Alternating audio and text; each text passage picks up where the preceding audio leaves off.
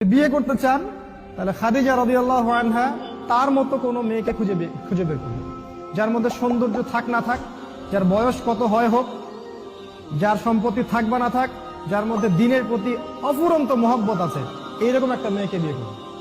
দেখবেন আপনার জীবনটাই হবে জান্নাত। তখন রাসূল সাল্লাল্লাহু আলাইহি ওয়াসাল্লামের সাথে কেউ ছিল না, ছিল তার স্ত্রী তার সাথে ছিলেন। তিনি নিজে গাড়ে হেরায় গিয়ে খাবার দিয়ে আসতেন। আর আমরা দেখে এসেছি গাড়ে হেরায় উঠতে আমাদেরই খবর হয়ে যায়। আপনি যে ইয়াং পিপল আছেন, আপনাদেরই খবর হয়ে যাবে গাড়ে হেরায় উঠতে নামতে। খাদিজা রাদিয়াল্লাহু আনহা তিনি সেখানে গিয়ে খাবার দিয়ে আসতেন। এখানে কি বুঝলেন? জীবন সঙ্গিনী যদি দিনদার হয় এবং আপনার মতাদর্শের হয়, আপনি বিশ্ব জয় করতে পারবেন ইনশাআল্লাহ। আর জীবন সঙ্গিনী যদি আপনার মতাদর্শের না হয়, এই দুনিয়ার জীবনটাই আপনার জাহান্নাম হয়ে যাবে। পরিবারে শান্তি নাই, কোনো জায়গায় শান্তি নাই। বহু আমাদের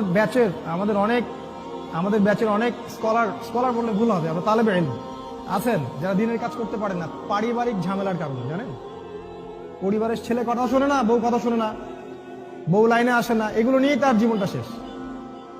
অথচ আল্লাহ পাক তাকে কোরআন হাদিস শেখার তৌফিক দিয়েছিলেন। অতএব বিয়ে যদি করতেই হয়, খাদিজা রাদিয়াল্লাহু আনহার মতো কাউকে খুঁজে বের করবেন।